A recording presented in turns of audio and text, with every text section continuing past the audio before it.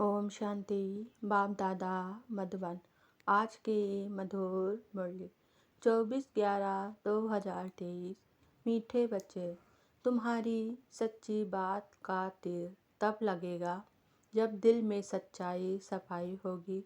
तुम्हें सत्य बाप का संग मिला है, इसलिए सच्चे बनो। प्रश्न, तुम सब स्टूडेंट हो, तुम्हें किस बात का ख्याल रखना जरूरी है? उत्तर, कभी भी कोई गलती हो तो सच बोलना है। सच बोलने से ही उन्नति होगी। तुम्हें अपनी सेवा दूसरों से नहीं लेनी है। अगर यहाँ सेवा लेंगे तो वहाँ करनी पड़ेगी। तुम स्टूडेंट अच्छी तरह से पढ़कर दूसरों को पढ़ाओ तो बाप भी खुश होगा। बाप प्यार का सागर है, उनका प्यार ही यह है जो तुम बच्चों को पढ़ाकर ऊंच मर्तबा दिलाते हैं। गीत, किसने ये सब खेल रचाया? ओम शांति। आजकल समाचार आते हैं कि हम गीता जयंती मना रहे हैं। अब गीता को जन्म किसने दिया, यह है टॉपिक। जयंती कहते हैं तो जरूर जन्म भी हुआ ना उनको। जब कहते हैं श्रीमद् भगवत गीता जयंती तो जरूर उनको जन्म देने वाला भी चाहिए ना। सब कहते हैं श्री कृष्ण भगवान। श्री कृष्ण भगवान वाच तो फिर श्री कृष्ण पहले आता, गीता पीछे हो जाती। आज की मुरली से मुख्य 10 पॉइंट। पहली पॉइंट, मनुष्य को देवता बनाने के लिए बाप को आकर नॉलेज देनी पड़ती है।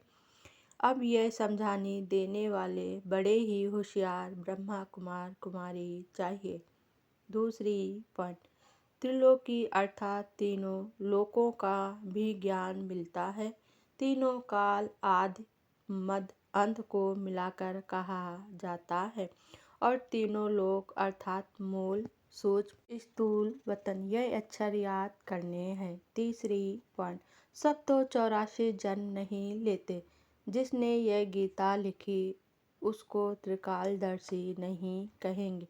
पहले ही लिखा कि श्री कृष्ण भगवान वाच, यह एकदम गलत है। चौथी पॉइंट, प्रजापिता ब्रह्मा और उनकी मुख वंशावली यह जगदम्बा सरस्वती प्रजापिता ब्रह्मा के सभी बच्चे आपस में भाई बहन ठहरे।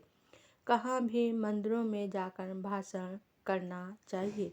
पांचवी पॉइंट, अब ब्रह्मा द्वारा परमात्मा सब आत्माओं को सृष्टि के आदि मध्य अंत का नॉलेज देते हैं। वेद शास्त्र आदि सब हैं भक्ति मार्ग की सामग्री। छठवीं पॉइंट, दुख आत्मा ही भोगती है, आत्मा निलेप नहीं है, यह लिखना चाहिए। आत्मा को निलेप कहना रॉन्ग है, यह किसने कहा? शिव भगवान वाच। सातवीं पॉइंट, जैसे पंडित का मिसाल राम राम कहने से नदी व सागर पार कर जाएंगे, यह अभी की बात है। शिव बाबा कहते हैं मुझे याद करने से तुम इस विषय सागर से पार हो जाएंगे। आठवीं पॉइंट, बाप की सर्विस में तत्पर रहना है। बाप की यही सर्विस है कि अपने तन मन धन से भारत की सच्ची सेवा करो। तुम्हें तो बुलंद आवाज़ से समझाना चाहिए, सभी नंबरवार हैं।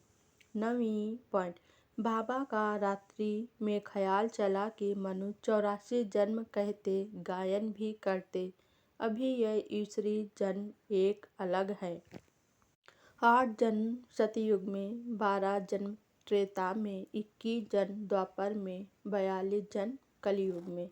10वीं पॉइंट, यह तुम्हारा ईश्वरी जन्म सबसे ऊंच जन्म है जो एडाप्टेड है। तुम ब्राह्मणों का ही यह सौभाग्यशाली जन्म है। अच्छा, धारणा के लिए मुख्य सार। पहली पॉइंट, प्यार के सागर बाप के प्यार का रिटर्न करना है। अच्छी तरह पढ़कर फिर पढ़ना है, श्रीमत पर चलना है। दूसरी पॉइंट, सच्चाई और सफाई से पहले स्वयं में धारणा कर फिर दूसरों को धारणा करानी है।